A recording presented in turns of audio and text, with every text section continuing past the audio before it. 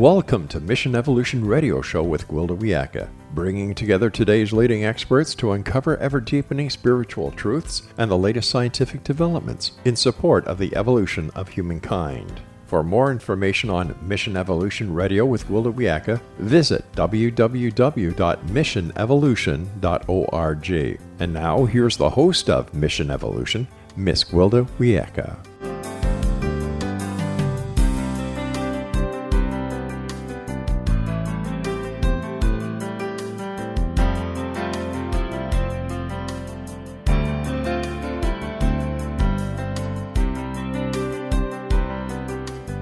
Welcome.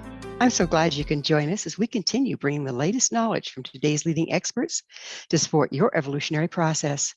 I'm your host, Gwilda Wiyaka. This hour's topic is spiritual healing, energy medicine, and science. On Mission Evolution, as we explore the evolution of human consciousness, we've often run across information about the mysterious energy field surrounding the human body. There's increasing evidence that this body of energy can and does impact the world around us. Can we consciously direct the use of this energy field not only to dictate how they influence our environment, but to bring about healing? With us to delve into this fascinating possibility is Sandy Edwards. Sandy is the author of Spiritual Healing in Hospitals and Clinics, Scientific Evidence that Energy Medicine Promotes Speedy Recovery and Positive Outcomes. She trained to be a spiritual healer with a non-religious UK-based charity. She instigated the largest medical research trial of spiritual healing in the world. She worked as a volunteer healer alongside of a top consultant at a general hospital in Birmingham, UK. Her website, healinginahospital.uk. Sandy, thanks for joining us on Mission Evolution. Thank you for inviting me. It's wonderful to be here. So your bio says you trained to be a spiritual healer with a non-religious UK-based charity. Would you please tell us more about your training? Yes. First of all, I had no sign of a natural healing ability. And yet I decided that I must become a spiritual healer. And with one telephone call, I went on to their first training. And I had no sensitivity to the energies and to the experiences that the other trainees were having. And yet, from the beginning, the people that I practiced on reported the same kind of improvements as anybody else was getting from their patients. So it was a really amazing time for me to think that just moving your hands around somebody could possibly make a difference. And the way that we're trained is to move your hands around the body of a person, starting above the head and through the energy centers of the body, and then along the skeletal system. So Sandy, let me interrupt you for a minute. So who were these people that trained you? What are their credentials? The Healing Trust was established in 1954 in the UK. It's one of the oldest organisations probably in the world, I don't know. But healing was against the law until then. It was underneath the Witchcraft Act, because anything... You mean spiritual healing, not just healing in general? Well, any kind of... thing to do with mediumship or psychic ability or anything was against the law. And so this was spiritual practices, but it's natural. Anybody can do it. If I can do it, anybody can do it. Have those laws changed now, Sandy? That changed in 1953 or 4. And that was when the spiritual healing organizations then started opening up. And so this is the oldest and probably the largest around. And initially, it invited anybody. But over time, it was found that it was necessary to have proper training standards. And so now, and for many years, with the Healing Trust, it has been a case of the trainers are accredited by the Healing Trust They have to meet many different standards to become tutors. And as trainees, there's a minimum training period of 2 years. That may have changed, might have reduced a little since my training. That I trained in 1998. So in that time, some things may have changed. But it's minimum training period of 2 years back then. And it won't be much less now. But there's accredited tutors, a national curriculum, code of conduct, disciplinary procedures. It's to professional standards. And Fantastic. I like that idea because then it can be used anywhere. So you say that you have no sign of natural healing ability. What drew you to want to be a spiritual healer? What prompted you? I had been looking for a way to resolve psoriasis, embarrassing, flaky, itchy skin complaint on the scalp. And it had been with me since teens. The only thing you can have from conventional medication is steroid cream, which I didn't want. And that's not pretty in your hair. So I was looking then at complementary therapies, tried everything. And eventually someone said I should be a healer because spiritual energy was within me that wasn't being used in a productive way. So by me being a healer, it would use that energy in a useful, beneficial way for myself and others. Wonderful. So we'll get more into this mysterious energy that we keep running across a little bit later in the interview. But for now, you worked as a volunteer healer alongside a top consultant at a general hospital in the UK. At which hospital and who was the consultant? Well, when I qualified to be a healer, it occurred to me that it would be good to have a voluntary healing group near to where I live.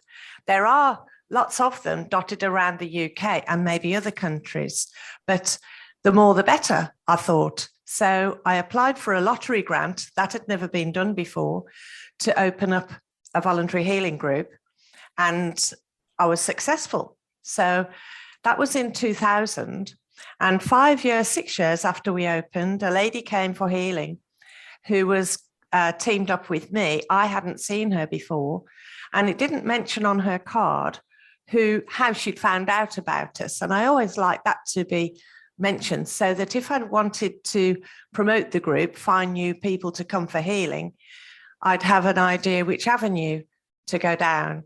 So I asked how she found out about us, and I was amazed that she'd been sent by her consultant at the hospital. So I found out who he was and wrote him a letter offering to give healing free of charge to his patients at the hospital. So, of course, I mentioned all of those professional standards we adhere to, and also that we don't prescribe, we don't diagnose, we don't manipulate. There's nothing we could do that could harm his patients.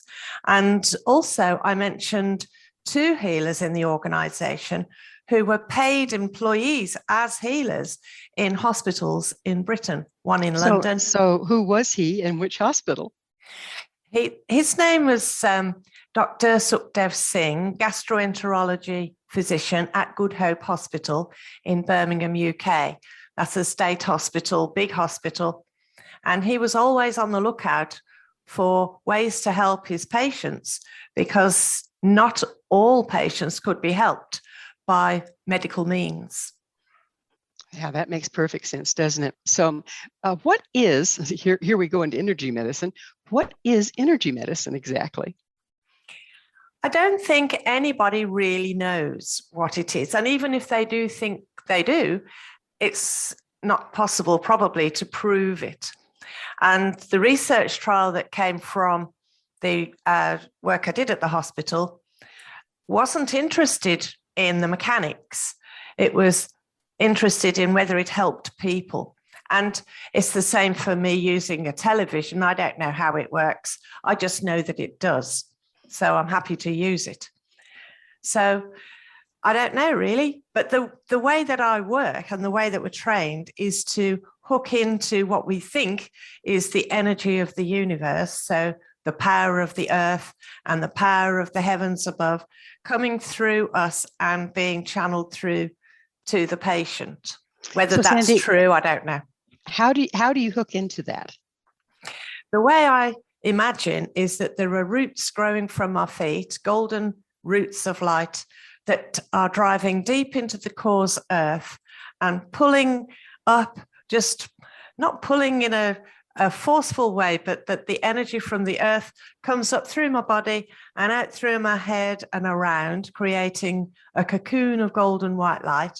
And then equally from the heavens coming down, so that there's what I think of as female energy from the earth and Mother Earth, and male energy from the cosmos. So I'm standing in a column of light, feeling as joyful as I possibly can, and then making contact with whoever I'm working with. And we don't have to touch anybody even. We're trained not to touch, actually, but So I prefer to work with touch. It sounds like you're using the electromagnetic field, which is scientifically proven, that surrounds the human body, and through your consciousness and your intent, tuning in with something larger. Does that sound right to you? It feels absolutely correct to me. And I think it must be the passion behind the intent for the healing of others that has the beneficial effect, partly. So if you're not in a good way, that's going to pollute the energy that you're bringing through. Is this correct? We work, healers are encouraged. I'm sorry, I wasn't watching the time. We have to go for a break, and I want to answer that question on the other side of a quick commercial break. Sandy and I will return shortly, so don't go away. This is Mission Evolution. For more information or to listen to past archived episodes, visit www.missionevolution.org.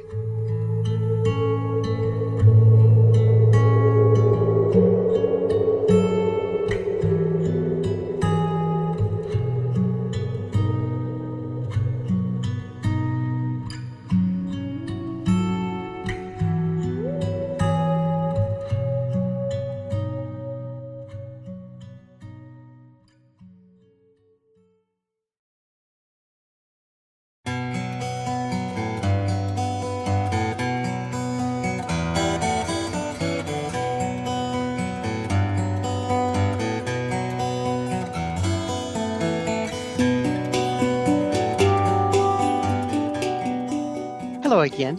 This is Mission Evolution, missionevolution.org.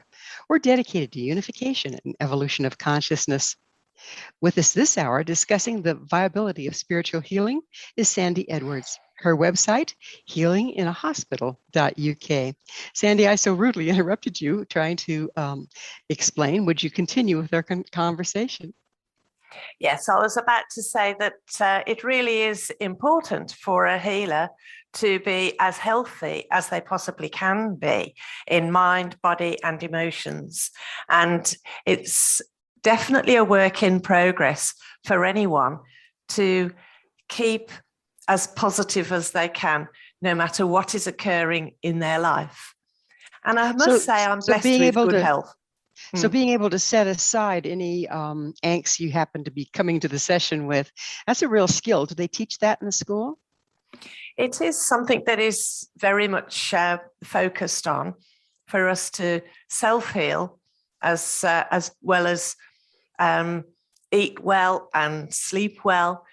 And I did have problems with sleeping through stress, and I therefore developed a CD that's to help people sleep well and get well while they sleep. And that's on my website to download by anybody. So if the practitioner has to first be in decent shape themselves, does that mean that you have to kind of stay in process, always work with your own emotions and what comes up for you in order to be an effective healer? Yes, I think it's really important. I think it is paramount for a healer. You need to lead by example, and people suffer with so many different things whether it's relationships or physical problems, emotions, the way they're thinking, depression. There's so many different ways that people can suffer. And if we can lead by example, by focusing on the good in our lives and keeping our minds focused on the positive, those emotions only come as a result of our thoughts. So our thoughts are where it matters. That's, I think, the primary. So does spiritual healing differ from faith healing? And if so, how? Faith healing is where you have to have faith in whatever it is that you're being treated with. And I have to point out that working at the hospitals particularly, so many highly skeptical people there. They didn't look for healing. It was that Dr. Singh suggested to them that they might like to try a healing session with me. And my room was only next door to his. It was easy for them to just take those 10 steps around the corner. Didn't cost them anything. It was recommended by a top consultant. They had no reason to say no. And people don't like to say no. And some people told me point blank that they didn't need healing. It wasn't going to do them any good. All they needed was more medication. But after 20 minutes, which is all it takes for a healing session, they had a different thing to say. It was delightful. I love it when people are skeptical. I don't love it because it's a competition or anything, just that they've been able to open their heart and their mind to a new way. And it does make sense that there's more than one science going on in the same space. We all know about Newtonian physics. That's all about what we can see, feel, hear. But quantum physics exists as well. Quantum physicists know that that exists. It's behaving in a completely different way. And that is happening, has to be, in the exact same space. So I think the work we're doing is in the quantum fields. That's my view. And it helps me keep positive. So the techniques that you've learned help you direct the quantum field to affect a change in your client? I believe that by generating the most joy and abundance and feel-good factor in my own self, I'm like a tuning fork. When you have a tuning fork that you strike, another one that's at rest, that hasn't been touched in the same room, it will pick up the vibration from the air and sound the same note. So I think that is what we're doing. And if we're not, it doesn't matter. It's a form of attunement, basically. Yes. So whatever you're aligned to within yourself, be it grumpy and negative or positive and hopeful, is what's going to be coming through you to your client. That's a lot of responsibility. It is a good responsibility, though. And I think it's so great for us to keep focused, have that responsibility. And the more responsibility, the more health you have, the more responsibilities you end up having, actually. So the more healthy we are, the more healthy I can be, the better it is for me and for everyone around me. Even if I couldn't focus on it for my own good, I can focus on all these positive things for the good of my children and for eventually maybe their children, who knows. But getting that motivation to really be powerfully charged for positive intention, for this moment now. This moment now is the only moment there is. The past is gone. The future never arrives. You can't be living in the past. You can't be living in the past, and you can't be alive in the future. So, only now has life. So what you're saying there, if I'm correct, is that you have to be present in the moment to do the work effectively. Otherwise, You're not available to channel the energy. I think so. And because I'm so positively intent on that, I feel magnificent during doing a healing session. Yeah, so it's a win-win. I was going to ask you that. Does not the same energy that you're channeling through you impact you as well? Absolutely. It would be like having a water coming through the tap. The tap delivers the water, but by doing so, the pipes and the tap inside become wet as well. So I think, yes, it's a win-win. And that's how it should be. If people were to learn even the first part of this technique that teaches you how to be present in the moment and to channel positive energy into the world, wouldn't that affect them personally in their healing? They wouldn't have to be healers completely themselves, but just to learn the first part of the technique, would that be positive for their health and well-being? Most certainly. And this is something I do suggest to people. You don't have to go healing the world. If you were to just learn parts 1 and 2 of the healing training courses, then from the Healing Trust, then that would equip you for your own self and for your nearest and dearest. When you go on to the further courses, you're dealing with everything and anything in the public. But for parts 1 and 2, you would be able to do everything you need for your own self and your own family and your pets and your plants. When you're working with someone that's extremely ill, possibly very discouraged and very negative, does there sometimes come a point when you feel like you're getting drugged down more than you're offering something good? And if so, what do you do about that? I haven't ever felt dragged down by anyone, actually, because it's empathy that we're looking for instead of sympathy. And the difference being that if you give sympathy to someone, they're down in the pit, you get down in the pit with them. With empathy, you're at the top, holding a rope down for them to climb up or a ladder for them to come up on. So that's how I'm viewing it, that this is a wonderful opportunity for them to release all of that baggage, to let go of all of that unhelpful thoughts and feelings that have built up so much to cause them the physical issues that they've come along with. And when you think of all of that sinking down into the earth, which is how I imagine it, I'm thinking of it being like compost for Mother Earth to make more beautiful things with, which is what compost does. So it's transmutation at its finest, yes? Yes, absolutely. We're about out of time in this segment, but do you find it a little more challenging to work with someone that has similar issues to your own? And how do you deal with that? I actually don't feel I have any issues. I do. I don't think I do, really. Ah, Sandy, you've arrived. You're my first. Well, I suppose that I do enjoy. I do my best to enjoy everything as much as I possibly can. And I do laugh a lot. Laughter is wonderful. And I listen to wonderful facilitators on the internet. There are so many powerfully positive facilitators that it costs nothing to tune in and learn from other people. It brings the joy into your being more and more. If you read books or joke books even, whatever it is that makes you feel positive. And ones that I can recommend are in my book. They're free to hear. So Sandy, what's the difference between spiritual healing, Reiki, and therapeutic touch? And again, I'm running us real close to the end of the segment, so we can finish up on the other side if need be.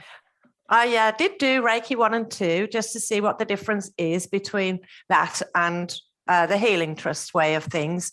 It is much simpler with the Healing Trust method. It's very, very simple. It's been complicated, in my view, by the Reiki way, but Reiki itself is a Japanese word for spiritual healing, essentially. So if it still produces the positive results, which is given evidence by the research trial and the hundreds of other trials that I've mentioned in my book, then but those trials also include Reiki. And but Reiki, the benefit of Reiki is that it has been so popular that more is easy to learn. Join a training for Reiki. Therapeutic touch is an American method. Well, similar. as promised, I'm going to have to interrupt you. We'll pick up on therapeutic touch on the other side of a commercial break. Sandy and I will return shortly, so you stay there. This is Mission Evolution. For more information or to listen to past archived episodes, visit www.missionevolution.org.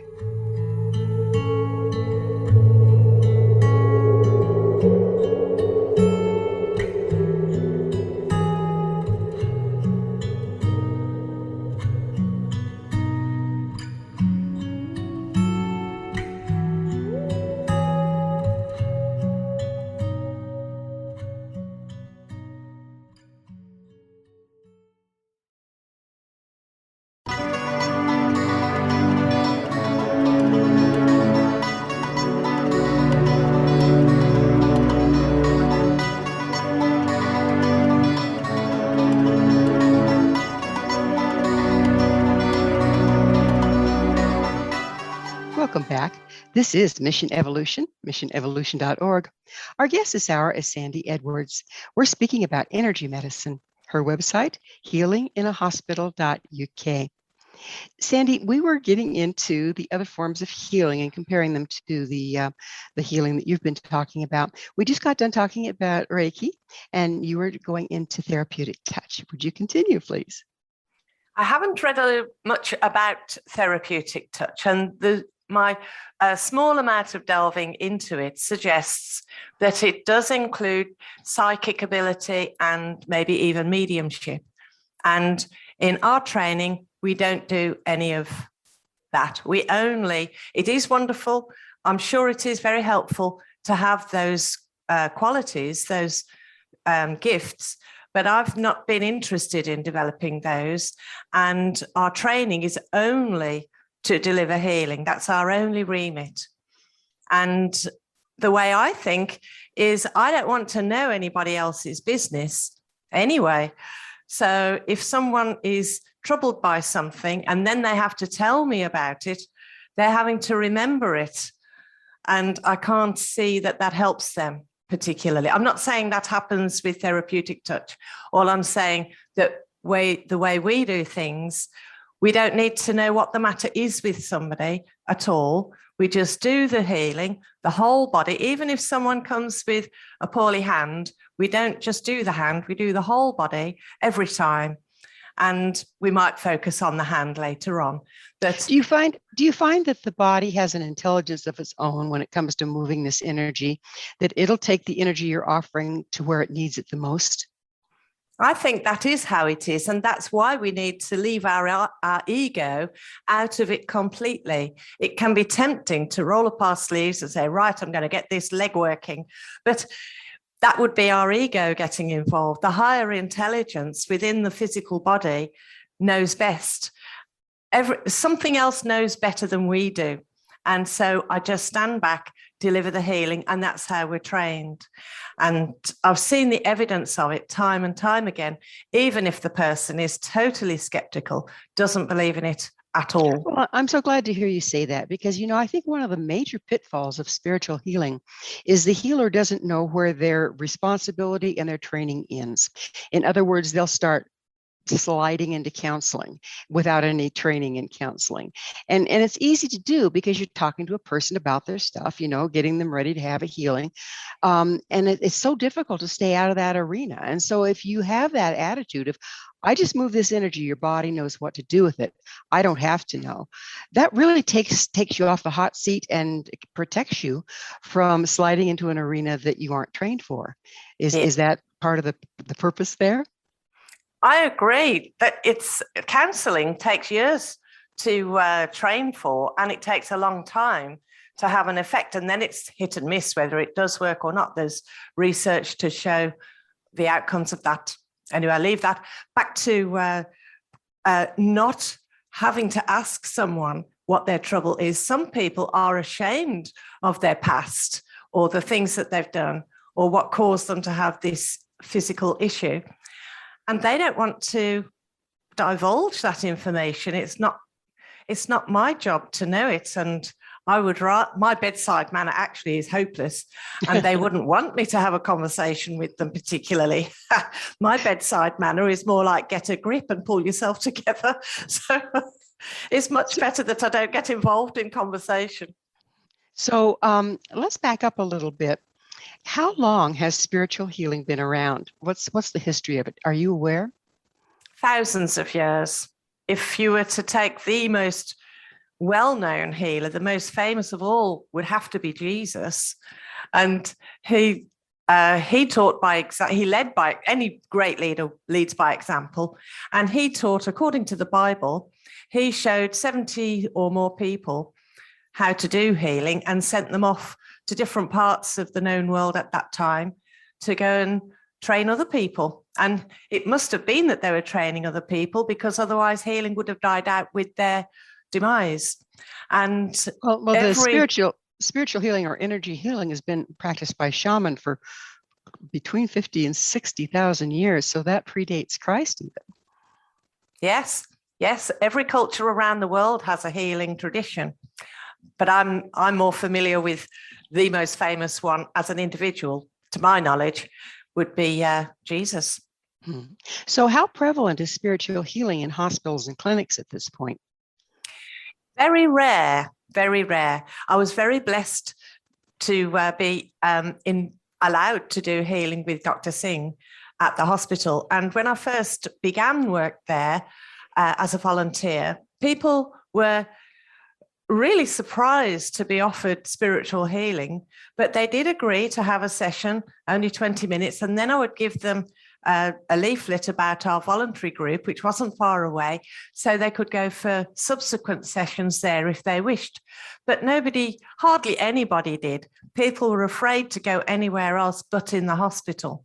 And because they were saying such great things about their healing session, the pain had reduced, or they felt really untroubled after this 20-minute session, I asked Dr. Singh if I could create a questionnaire to capture that information in writing. So he agreed, and I put a questionnaire together and created this hospital audit that the hospital agreed as well that this was good. So by auditing what these people were saying, it was evident that most people were not only benefiting in that 20 minutes, but 1 week later, they were still retaining benefit far and above what they would have expected. In fact, one boy, Dr. Singh doesn't normally see children, but he was asked by a pediatrician to look at this young man who'd been ill for a very long time, very intelligent boy, but he wasn't able to go to school. He loved school, but he was in such pain with his stomach. He said it felt like it was on fire and the fire was coming up through his body. He couldn't get out of bed or eat. So Dr. Singh couldn't give him anything different to what the pediatrician had offered, and it wasn't helping him much. So he had one healing session with me, and in that 20 minutes, the whole problem disappeared and he never had a return of it. The last time I heard of him, which was probably 9 years later. So in that 120 minutes. That's pretty fascinating. What goes on in that 20 minutes? Would you give us a short synopsis of what it looks like? People can keep their entire clothing on, their coat, their hat, their shoes, anything they want, and they can lie down on a couch, as most people did at the hospital because there was one, or they can sit in an ordinary chair just the same. And like I mentioned before, I'm just working around the body to begin with, and then I use a light touch just down the joints of the arms and legs, and that's it. Do you move energy between your hands as you're moving on the body? Are your hands communicating with each other? No, I had no indication that anything was occurring for many, many years. And other healers, especially people training, have been surprised that I would have no sense of what's happening to anybody. No images, no signs in my hands, nothing, until many years later. And then what was happening was when I took my hands away from someone, my fingernails would click sometimes, an audible click. And I would take that as a meaning that I should go back to that part of the body until it was not clicking anymore. And I had confirmation that what I was thinking was correct when an elderly gentleman came for healing at the voluntary group. He'd never had any such thing before. His wife accompanied him, and unusually, she sat next to us while I was working every time. And when I took my hands away, his eyes were closed, but when I took my hands away and my fingernails clicked, he was aware of brilliant light behind his closed eyelids, brilliant light. And I don't remember now how it worked, but he could see that light until my hands came away. Was that right, if I remembered correctly? But if he could, his wife was able to communicate with him afterwards, and whether he was able to tell from the touch of my hands on his body, or if I was away from the body, it was the same. This brilliant light each time I was working, in an area. And when I took my hands away and they clicked, sometimes they even crackle. And then I put my hands back. That was when I realized it was true, that it was light and transformation occurring through this energy. Pretty fascinating that you couldn't even weren't aware of it for years and yet working with it. Is that isn't that kind of hard to stick with if you don't have any awareness that anything's going on and you're just having to wait for the person to say something? Actually, people don't always say something. The only time I would ask was because I was doing this audit. And when I was first training, I was amazed that people were benefiting, and I would ask them questions. But we're trained, the trainer put me right and said, the only thing you okay to ask is, how did that feel for you? So if the person wants to share anything, they can.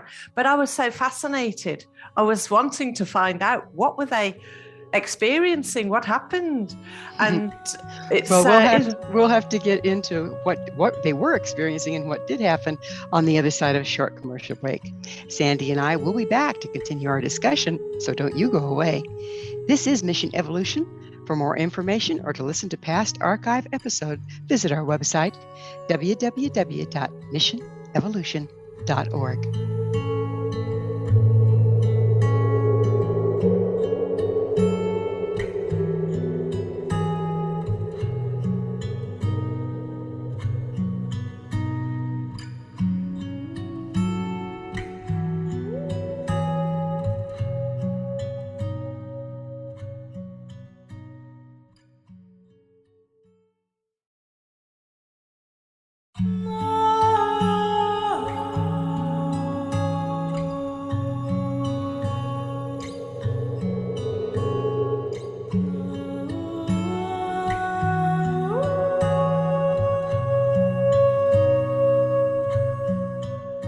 Welcome back.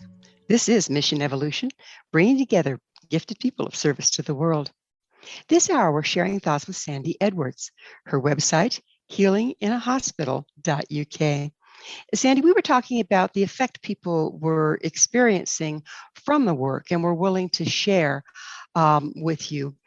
And what were the most common effects outside of, improving how they felt, but like the light shining or this or that, where they were getting actual evidence that something was going on? The deep sense of peace and tranquility was an overriding factor at the hospital. The way that I believe people feel ill and have symptoms, disorders, is because they're stressed or worried. It's the mental activity that's negative that's working to create the physical dis-ease. And that's where we get the word dis-ease. So bringing home that sense of deep peace and ease is a primary thing that people notice.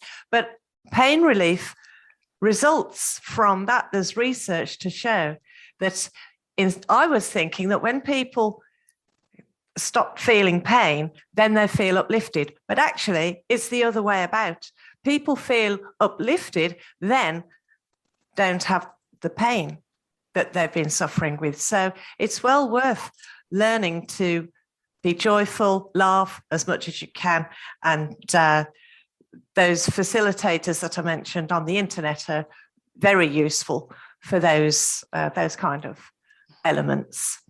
So you instigated a research trial of spiritual healing. Tell us about the research trial. What was that? The timing was amazing because just a few weeks after I began work at the hospital, I'd started working with this audit, so the hospital audit. And I started work in September. And let's back up a little bit. What is a hospital audit?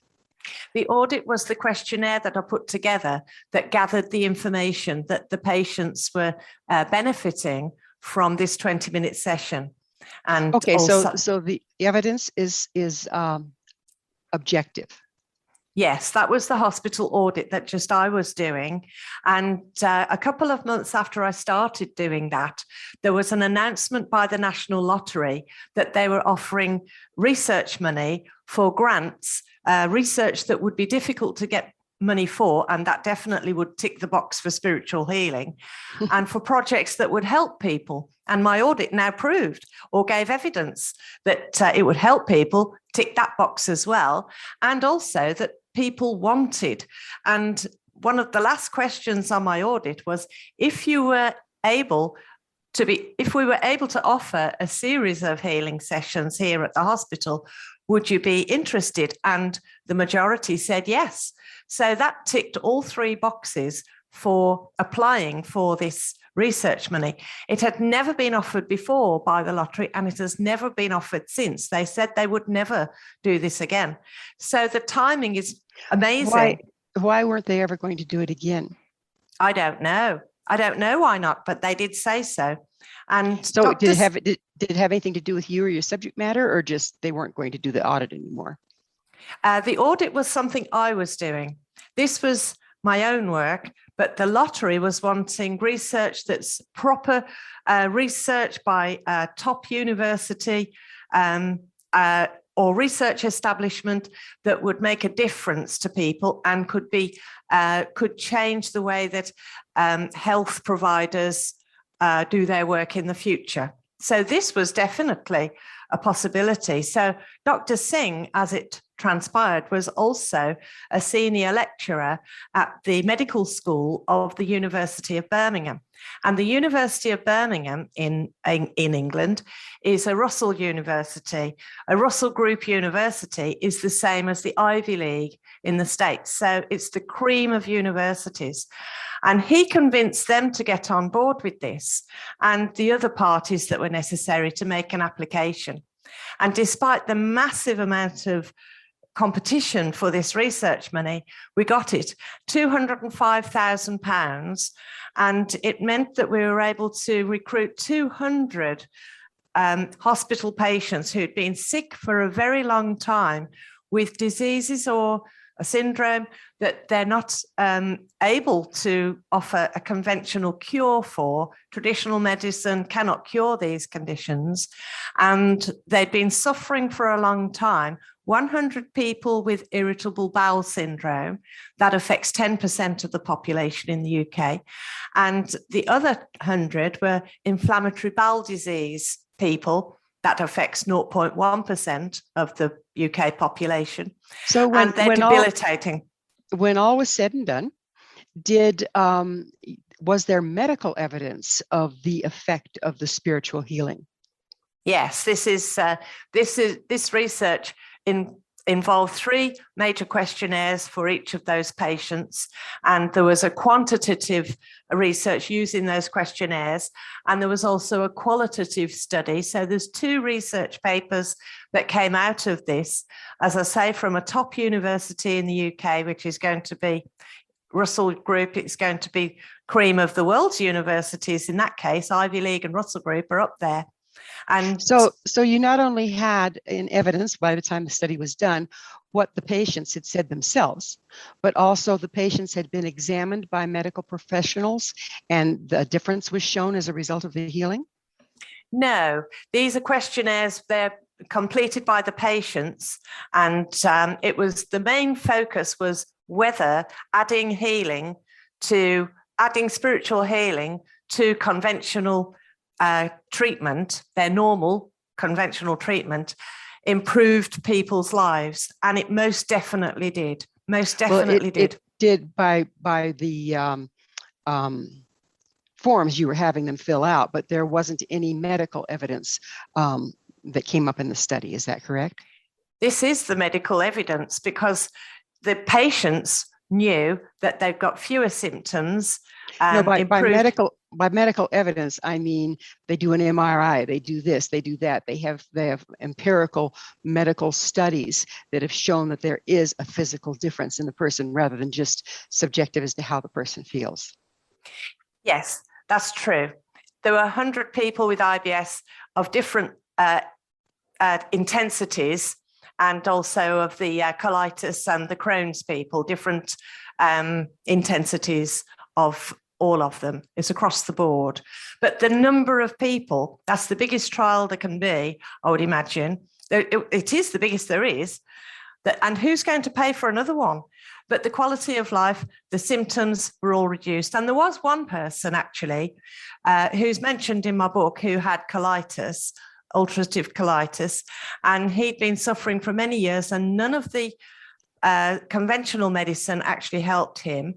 He had 5 sessions on the research trial, and by chance, and those were all with me as it turned out, there were different healers involved in the trial, and by chance he had another 5 sessions with me after the trial, way after the trial had finished.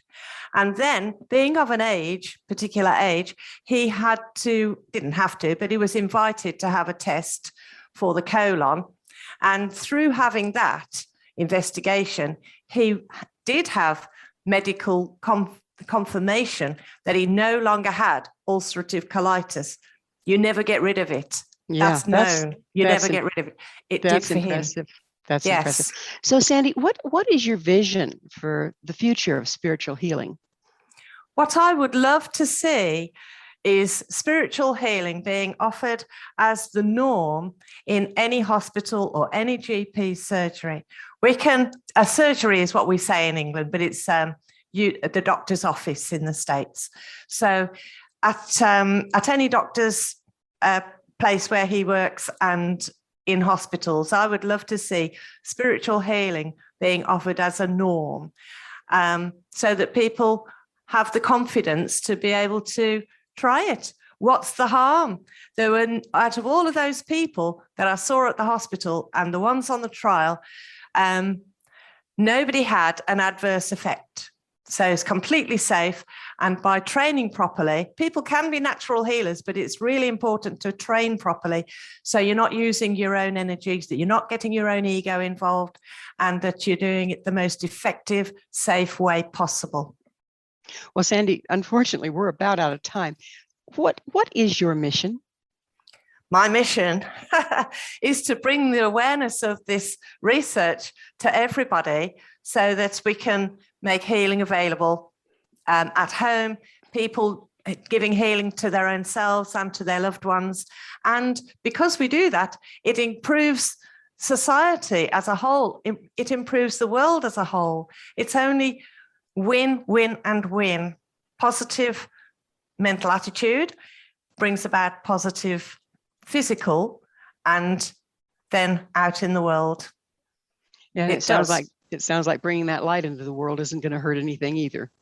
Absolutely. There are no ill effects from healing, that's for sure, done the right way.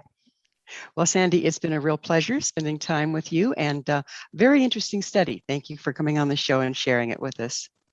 Thank you very much indeed for inviting me. It's been a real pleasure. Thank you. You bet.